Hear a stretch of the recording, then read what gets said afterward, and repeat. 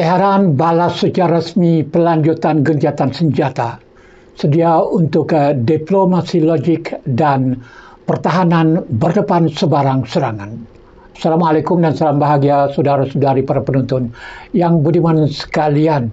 Jurucakap Kementerian Luar Iran, Ismail Baghai, pada hari ini, Rabu 22 April, memberikan maklum balas rasmi pertama terhadap pelanjutan gencatan senjata oleh Amerika Syarikat.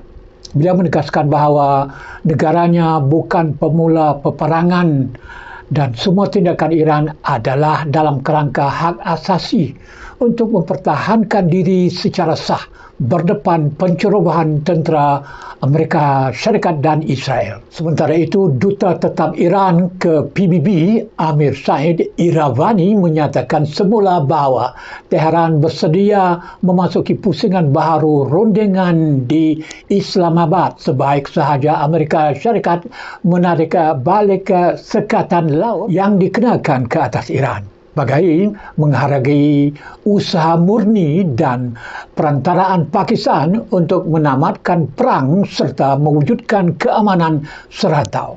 Beliau menekankan bahawa diplomasi kekal sebagai alat untuk melindungi kepentingan dan keselamatan negara. Namun penggunaannya bergantung kepada ketersediaan syarat yang perlu dan logik.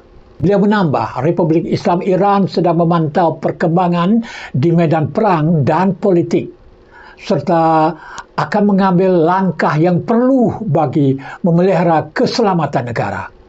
Angkatan tentera kami berada dalam kesiapsiagaan penuh untuk mempertahankan kedaulatan Iran daripada sebarang ancaman. Mengenai pampasan bagi serangan Amerika Syarikat dan Israel, Baghai menegaskan bahawa Iran akan menggunakan setiap peluang untuk menuntut keadilan terhadap perancang jenayah perang dan menuntut ganti rugi.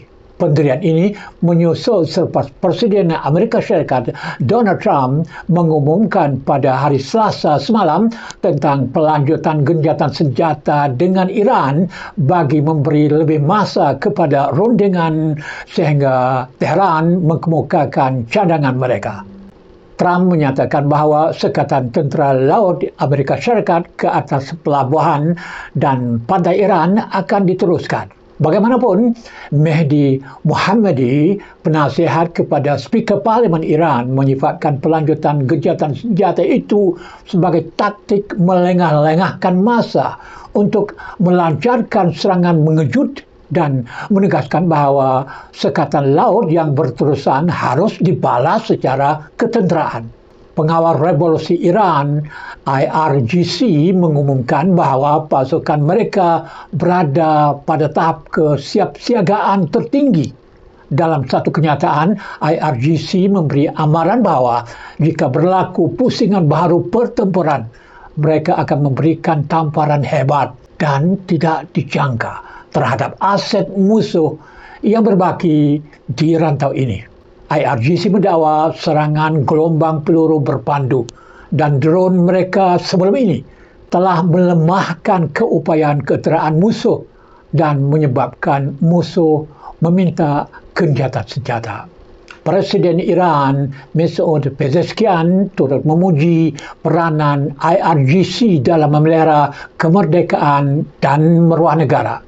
Beliau menyifatkan IRGC sebagai perisai kukuh yang telah menggagalkan konspirasi musuh dalam dua peperangan terbaru yang melibatkan Amerika Syarikat dan Israel. Terima kasih kerana menonton dan kita berjumpa lagi dalam bahagian akan datang. Sekian, wassalam.